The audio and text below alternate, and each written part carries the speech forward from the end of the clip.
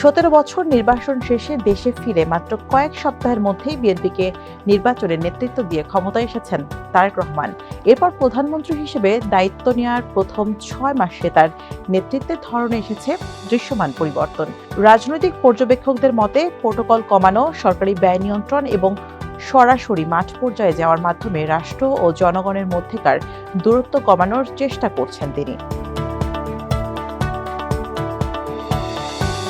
নির্বাচনের পর বিজয়ী ও বিরোধী শিবিরের সম্পর্কের চিরচেনা রাজনৈতিক বৈরিতার মধ্যেও তারেক রহমান প্রতিদ্বন্দ্বী রাজনৈতিক দলগুলোর শীর্ষ নেতাদের সঙ্গে সরাসরি যোগাযোগের মাধ্যমে এক ভিন্ন শিষ্টাচারের পরিচয় দিয়েছেন। দায়িত্ব গ্রহণের পর থেকেই প্রধানমন্ত্রী তারেক রহমান ক্ষমতার কেন্দ্রবিন্দুতে থেকেও সাধারণ জীবনযাপনের উপর জোর দিয়েছেন। তিনি সরকারি যানবাহনের বদলে ব্যক্তিগত গাড়ি ব্যবহার করছেন এবং চালক ও জ্বালানি ব্যয় নিজে বহন করছেন। সে সাথে সংসদ সদস্যদের শুল্কমুক্ত গাড়ি সুবিধার প্রথা বাতিল করা হয়েছে এবং প্রধানমন্ত্রী নিজের বেতনের 10% রাষ্ট্রীয় কোষাগারে জমা দিচ্ছেন। পূর্বের রাষ্ট্রপ্রধানদের চলাচলে ব্যবহৃত 13 থেকে 14টি গাড়ির বিশাল বহর কমিয়ে বর্তমানে 4টি করা হয়েছে। সাধারণ মানুষের ভোগান্তি এড়াতে বন্ধ করা হয়েছে যাতায়াতের সময় রাস্তায় পুলিশ দাঁড় করিয়ে রাখার প্রথাও। সময় বাঁচাতে প্রধানমন্ত্রীর কার্যালয়ের বদলে সকাল 9টাতেই সচিবালয়ে উপস্থিত নিশ্চিত করছেন। ছোট আকারের মন্ত্রিসভা নিয়ে নিয়মিত কার্য পরিচালনা সহ নৈশভোজ, আপ্যায়ন ও অপ্রয়োজনীয় সরকারি বিদেশ ভ্রমণ সীমিত করা হয়েছে। সমাপ্তি টানা হয়েছে সরকারি ও শিক্ষা প্রতিষ্ঠানের দেয়ালে রাষ্ট্রপ্রধানদের ছবি টানানো এবং ফেস্টুনে ব্যানার বিশ্লেষণ ব্যবহারের প্রচলিত রীতিও। রাজনীতিতে প্রতিহিংসামূলক ভাষা বর্জন করে তরুণ সমাজ ও কৃষক শ্রমিকদের কেন্দ্র করে তিনি দ্রুত কিছু অর্থনৈতিক পদক্ষেপ গ্রহণ করেছেন। সারা দেশে ফ্যামিলি ও কৃষক কার্ড চালু করা হয়েছে। ইমাম মুয়াজ্জিন সহ বিভিন্ন উপাসনালয়ের দায়িত্বপ্রাপ্তদের সরকারি ভাতার আওতায় আনা হয়েছে।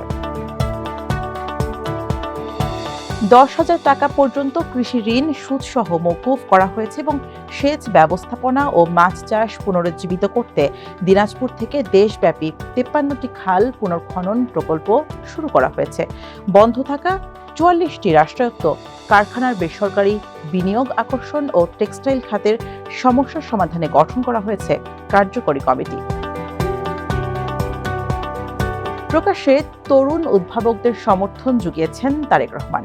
গত 9 মে ইয়াকুমুলের তৈরি দেশীয় প্রযুক্ত স্মার্ট কার চালিয়ে তার উদ্ভাবনের প্রশংসা করেছেন এবং কম খরচে আরও উন্নত গাড়ি তৈরিতে সরকারি সহযোগিতার আশ্বাস দেন।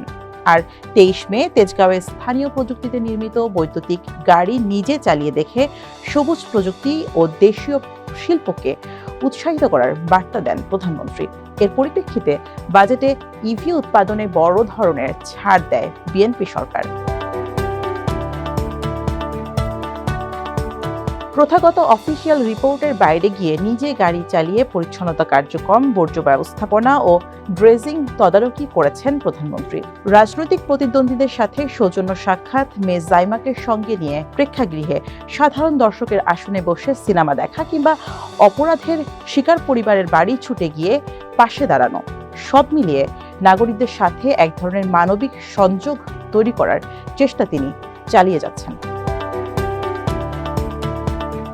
ঢাকা বিশ্ববিদ্যালয়ের রাষ্ট্রবিজ্ঞান বিভাগের অধ্যাপক সাব্বির আহমেদ টিবিএসকে বলেন, দায়িত্ব গ্রহণের প্রথম 6 মাসে তারেক রহমান তার দৃষ্টিভঙ্গির উল্লেখযোগ্য পরিবর্তন দেখিয়েছেন। প্রধানমন্ত্রী আরও বেশি মানবিক ধরনের নেতৃত্ব প্রদর্শনের পাশাপাশি বিভিন্ন সামাজিক সুরক্ষা ব্যবস্থাও নিচ্ছেন, যার সুফল সময়ের সাথে সাথে আরও দৃশ্যমান হতে পারে।